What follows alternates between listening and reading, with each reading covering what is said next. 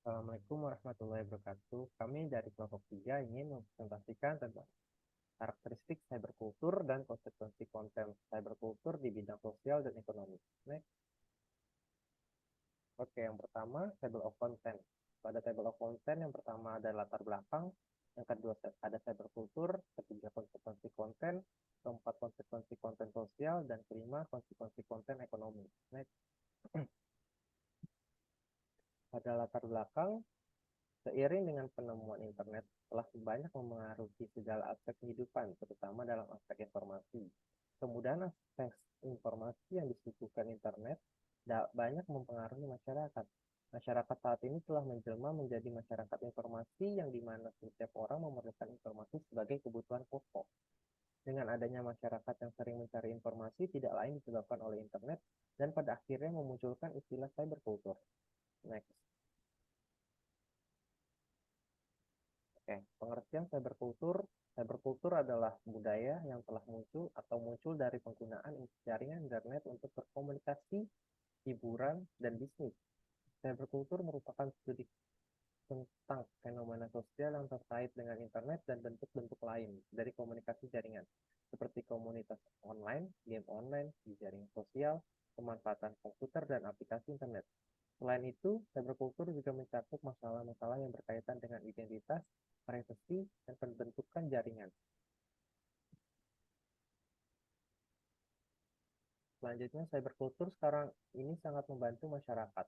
Penggunaan internet dalam hal berkomunikasi tanpa harus melakukan pertemuan langsung, karena saat ini sudah banyak aplikasi sosial yang mempermudahkan penggunaannya melalui melakukan komunikasi dengan orang lain, seperti aplikasi WhatsApp, Instagram, Facebook, dan lainnya.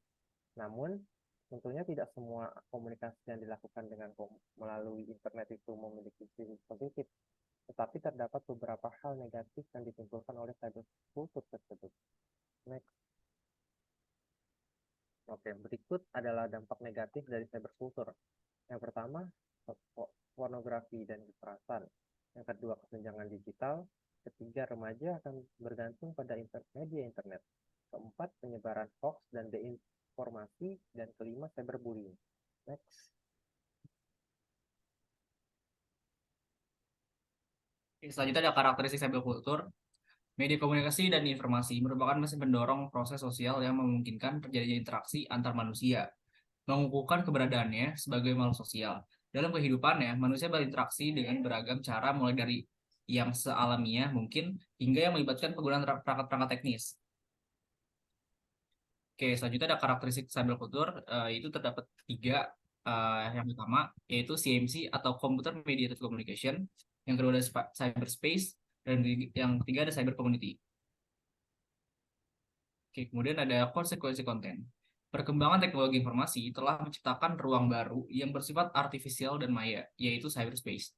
Cyberspace telah mengalihkan berbagai aktivitas manusia dari aspek politik, sosial, ekonomi, kultural, spiritual, dan seksual dengan dunia maya ke dalam bentuk substitusi artifisialnya, sehingga apapun yang dapat dilakukan di dunia nyata kini dapat dilakukan dalam bentuk artifisial di dalam cyberspace.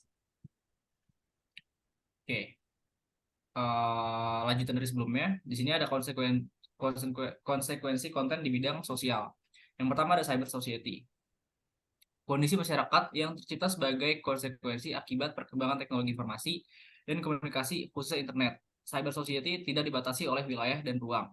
Seseorang yang secara individu berada di berbagai daerah dapat menjadi komunitas yang aktif berkomunikasi, bahkan melakukan aktivitasnya nyata melalui grup di media sosial.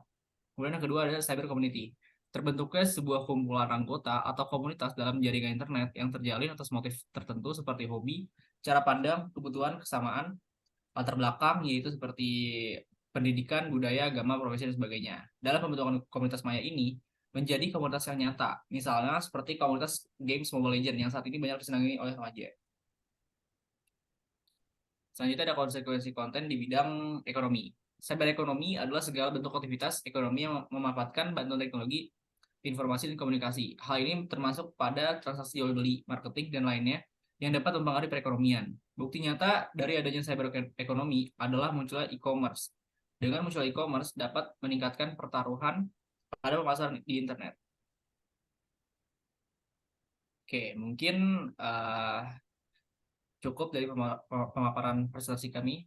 Kurang lebih mohon maaf. Assalamualaikum warahmatullahi wabarakatuh.